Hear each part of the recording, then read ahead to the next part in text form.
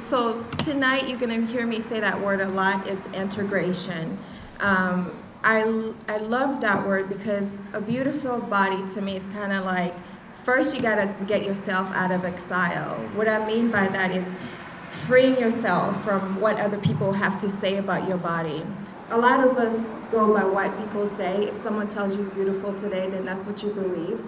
So then if you upgrade your mindset, I'm not saying, totally get rid of what's going on, but upgrade, more like thinking in the aspects of being a conduit in your world, like be more present for yourself. That way you will achieve a beautiful body. So when I say integration, I mean integrating your body, emotion, your energy, and your mind. If you have all those aligned, I feel like you don't really have to fight to have a beautiful body. To me, confidence, you gain it through education. In education, educate yourself in anything that you find passion in. You have to be passionate about what you love. You have to, that will portray the beauty inside of you. If you're passionate about exercise, if you're passionate about your work, I think that represents beauty to me. It's that passion that will transform you in a unique person. And uniqueness to me, whether it's you're unique because you work out hard, or unique because you are smart, or it doesn't necessarily have to be the beauty on the outside. But that uniqueness, to me, that is beautiful. That will make you beautiful. When I was younger, I was an athlete. So growing up in high school, I kind of battled between, you wanted to be in shape to perform your sport, but at the same time, if you're too strong, then you're manly, or you're butcher, just things like that. And it was, I'm trying to be strong, but then at the same time I'm trying to lose weight to be skinny. And then I come to college, I gain weight.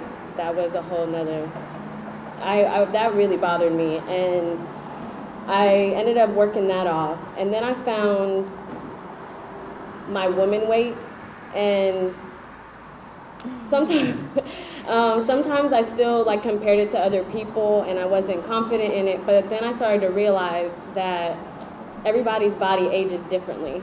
And if you're skinny, you want to be curvy, you want to have curves. But if you have curves, you want to be skinny.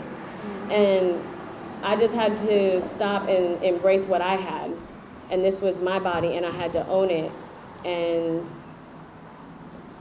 now I'm just more confident, and this is what I have. This journey of a beautiful body started after I had my daughter. So it was always for me my flabby arms. Most women go through that. My stomach wasn't right. My hips were too wide. It's interesting that her bottom has been skinny, but my bottom has been too thick, right? And my toes were my enemies. If I didn't get French toes, then French nails on my toes, I had a problem, then they weren't right. Now I'm stuck to, with the red one, and I'm good. Or, and the worst for me was, I defined my beauty by when a boyfriend told me I was beautiful. Then if I wasn't told I was beautiful, then I wasn't beautiful. It shifted when my 3-year-old saw my hair flat ironed. I don't know if I remember telling you guys that. She was like, you're so pretty, mommy.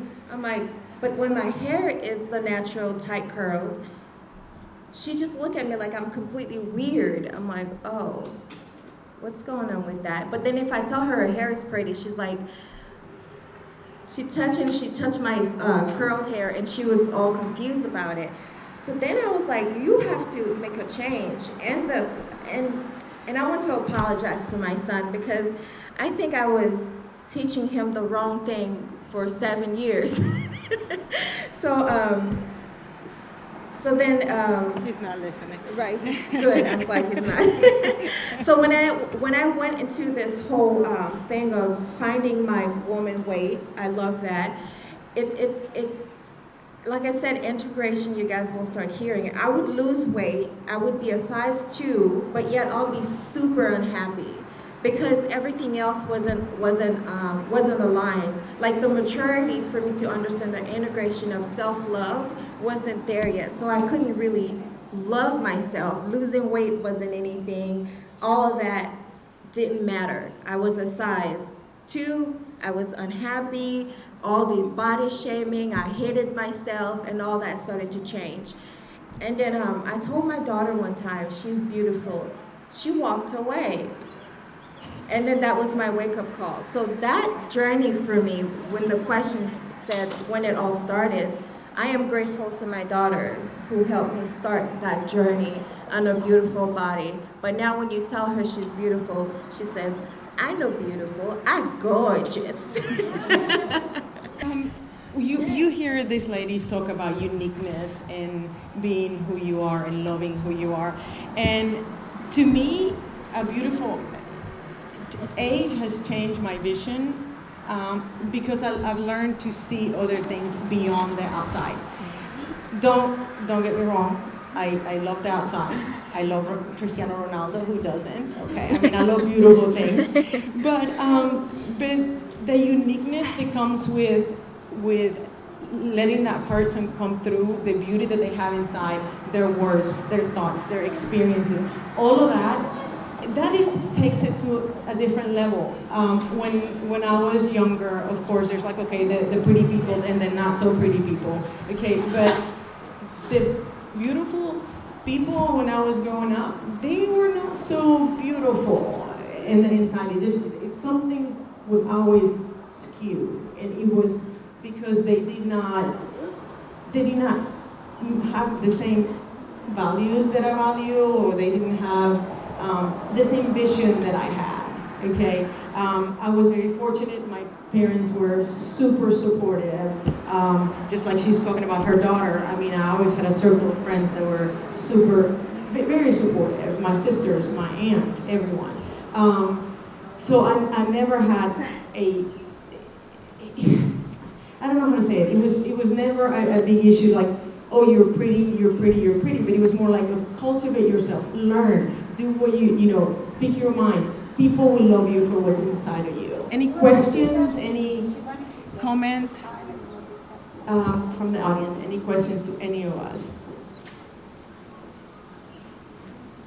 Okay. Okay. He was first. Okay, go ahead, sir.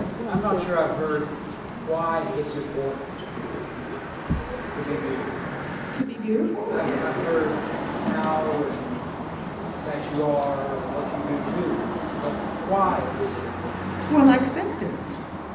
Acceptance to you. It's important for you to be beautiful. If it is acceptance, then I'm ugly, but I'm confident in the way I look. And if I am confident, it doesn't make any difference. You're right. Is that what you can say? That's what my wife just said. Right. Yeah, You're that's. right. I think it was a consensus. What I think is beautiful. Yeah. So long you're comfortable with your own beauty, and you are beautiful. Well, it's nice of you to say. It's a charitable comment. Anytime. So, anybody wants to answer that?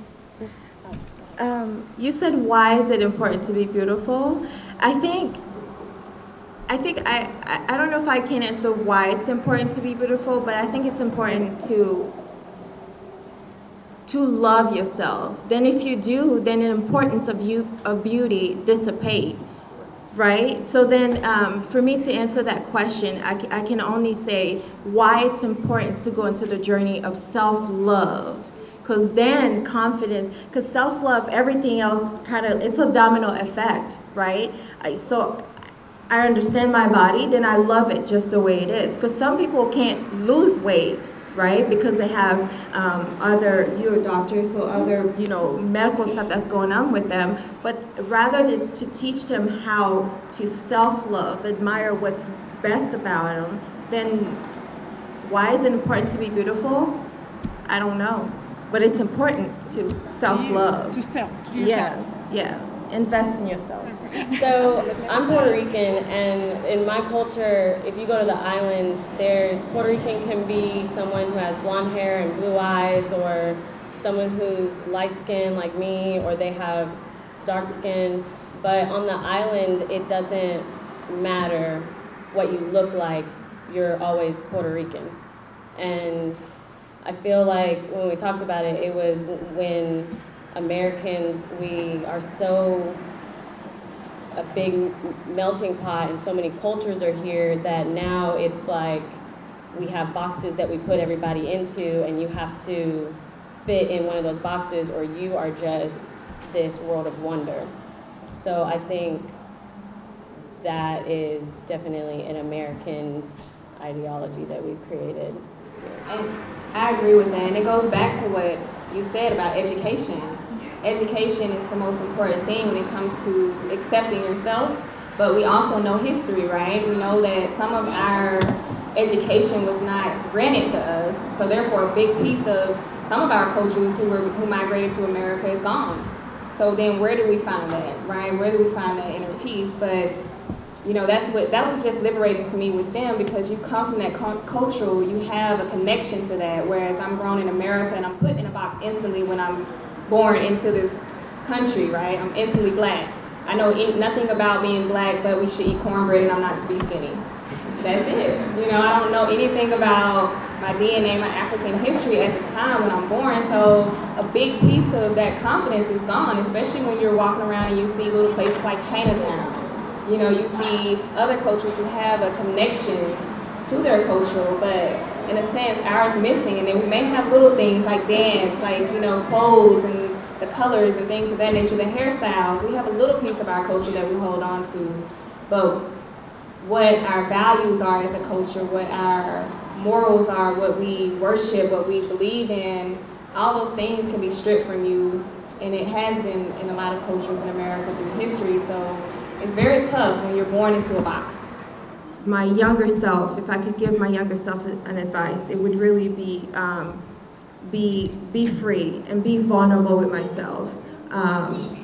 Because vulnerability with self would have taken me, would have not allowed me to put on so many masks so I can be accepted.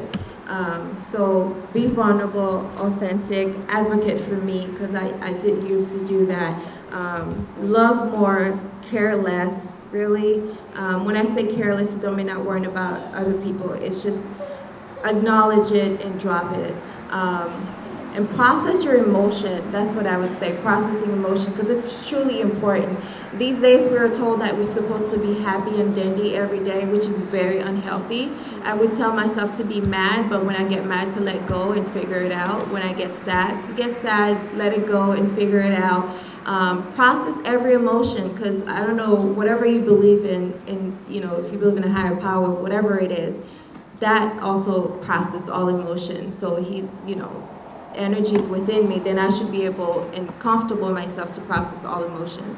So I would definitely tell myself to process emotion, not just be having a mask on that says for me to just smile every time. It's very unhealthy. That's what I would tell myself. And seek my truth and acknowledge my truth and respect my roots. So I would tell myself not to focus on the opportunities that they are right here, right now, at the moment, and quit worrying about the things that are missing in my life. Worry about what's happening in the moment, enjoy it, explore it, and live in the moment a little bit more, instead of foreseeing the future that more likely is going to be very different than what you think when you're 17, 19, so that's it. So as we talk about the woman's body, I think we are lacking in that aspect, talking about men, because I think the struggle is I don't know if I can, I don't have any statistics, I don't read statistics because that's also a box thing. So, but I think I can speak for me. Men also struggle with their hair, their beard not right, or the skin color. They have the same struggles that women do in their body type, because they also look at the same things we look at. The TV, the magazines, all these things that are telling them what they're supposed to look like, their face is supposed. a woman and man's face is supposed to be symmetrical, and if you look this way, then it's not good enough or whatever. So I think the same work now, that I'm doing with my son, with my daughter, is equally important that I do the same work with my son. Because if I teach him to love himself again, to appreciate everything about him, because I mean, this boy, his butt is so tight, and the curve is serious. It goes like this, right? And his legs are a certain way. He's making faces at me. He wants to have his, get into his spiritual side of himself and get locks. And I would tell him not to do these things. I kept telling him what he's supposed to look like, but not make him comfortable in his own skin.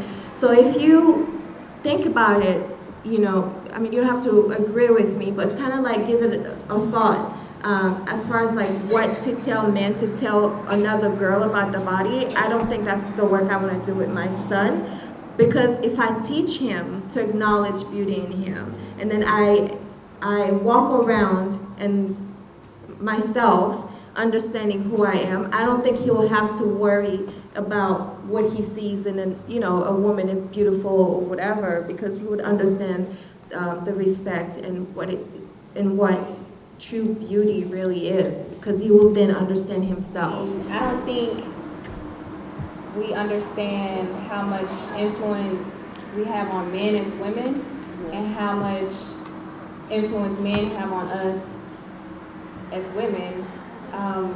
Because we do things, obviously we go out and we try to look a certain way, we try to get a certain type of job, be in a certain type of box, per se, to appeal to a certain kind of man that our culture told us we should have, and men do the same thing, right? So, again, it comes back to that self, that inner self, that self-love, that confidence, and I think to sum it up in my mind, and I believe what all of us have been saying, it's good to have a healthy balance of physical fitness, mental fitness, and spiritual fitness.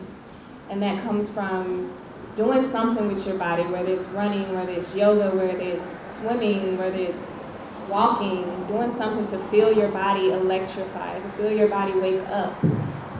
Taking time in solitude, give yourself that mental fitness to expand, to become aware of your surroundings and your silence. Just find solitude for yourself.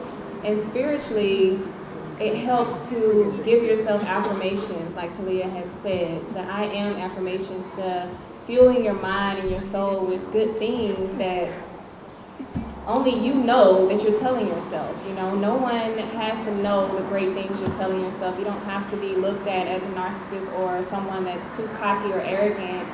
Just say great things to yourself in your head, and amazing things will happen for you.